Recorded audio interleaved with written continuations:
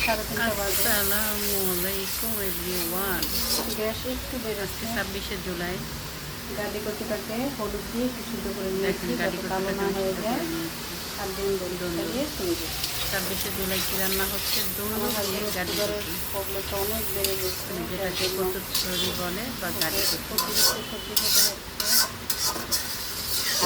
চিংড়ি আমার হাজবেন্ড খায় না, চিংড়ি আমিও যদি খাই উনি না, খায় শুধু না, বাচ্চাদের চিংড়িটা জন্য। বাচ্চারা খাবে, আর আমার হাজবেন্ড খাবে সবজিটা। সবজিটা খাবে উনি।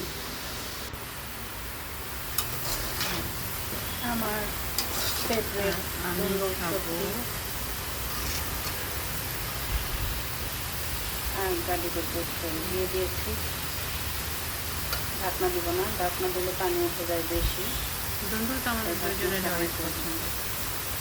धीरे धीरे हमारी सब्जी कितना खूबसूरत हो रहा है, धीरे धीरे कितने से अच्छे। যাই হোক, ঢাকনা দিব না, এটা থেকে প্রচুর পরিমাণে পানি ওঠে। এত পরিমাণে পানি উঠে যে এটাকে কি বলবো, ससिला दिया ये बेवफा, ससिला दिया মশলাটার সাথে সবজিটাকে কষিয়ে নিলাম যাতে করে ভালো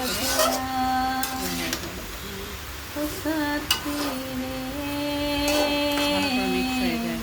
আর দেখেন পানি ছাড়াই যে কত পানি বের হয় এটা সবাই জানে, যারা যারা। কতগুলো তরকারি কতটুকুন হয়ে যাচ্ছে, দুন্দুলটা একদম কমে যায়। আর দেখেন এমনিতেই কত পানি বের হচ্ছে, যার জন্য আর ঢাকনা দিইনি। এই কয়দিন শুধু ঢাকনা দিয়ে রান্না করেছিলাম, তো বেশি পানি হয়ে যায়, এই জন্য আর এখন ঢাকনা দিব না। প্রচুর শরীরগুলো সিদ্ধ করে নিয়েছি, কারণ দুন্দুল সিদ্ধ হতে তো টাইম লাগবে না, তো গাটি কচু সিদ্ধ হতে অনেক টাইম লাগে। এই রান্নাটা করে তারা জানে। আর কচুরছড়ি সিদ্ধ হতে অনেক টাইম লাগে, তো তার জন্য আমি কচুরছড়িটাকে আগে আজকে সিদ্ধ করে নিয়েছি। 26 তারিখ জুলাই। দুধগুলো অনেক তাড়াতাড়ি সিদ্ধ হয়ে যায়।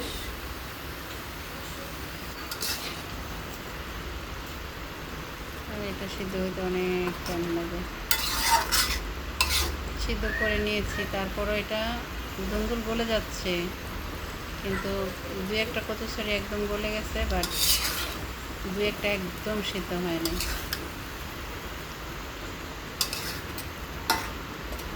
দেখেন কত এক কড়াই ছিল সবজি, এখন কতটুকুন হয়ে গেছে। 2 কিলো দুন্দুল একসাথে রান্না করতেছি, কেউ বলবে এখানে 2 কিলো দুন্দুল?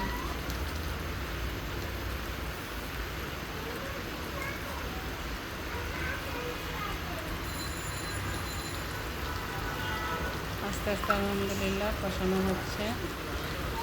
এটা কচুরছড়ি দিয়েছি দেখে এখানে একটু মরিচের গুঁড়া, সব মশলাই দিয়েছি। দুন্দুলটা একটু সাদা সাদা করে এটা একটু মশলা দিয়েছি কচুর গাড়ির জন্য, তা না তো গাড়িটা খেতে, কচুরছড়িটা খেতে ভালো লাগবে না।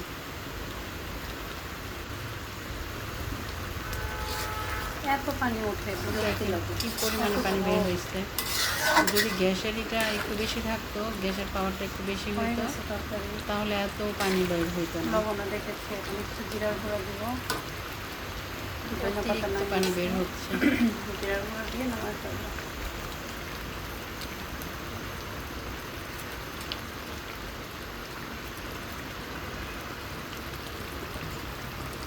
হালকা লবণ আর জিরার গুঁড়া দিয়ে দিচ্ছি। যাই হোক, আলহামদুলিল্লাহ রান্না শেষ। লাস্টে একটু জিরার গুঁড়া আর একটু হালকা লবণ দিয়ে দিলাম, একটু লবণ কম হয়েছিল তাই। চুলাটা বন্ধ করে দিলাম, শেষ রান্না, চুলাটাও অফ করে দিব। আলহামদুলিল্লাহ এখন করবো ভেন্ডি ভাজি। এই রান্না শেষ, এখন ভেন্ডিটা ভাজি করবো। আজকে দুন্দুল তরকারি রান্না করা শেষ করলাম, আর হচ্ছে ভেন্ডি ভাজি। ভেন্ডি টমাটো তো বসিয়েছি, আলহামদুলিল্লাহ শুরু হয়ে গেছে। এই গ্যাসের যা অবস্থা, এতটা বাজেও গ্যাস, এত বাজে অবস্থা। প্রতিটা দিন বাসি খাবার খেতে হচ্ছে, প্রতিটা দিন। এই গ্যাসের জন্য। শেষ আমার ভেন্ডি ভাজি করা আলহামদুলিল্লাহ ফিনিশ।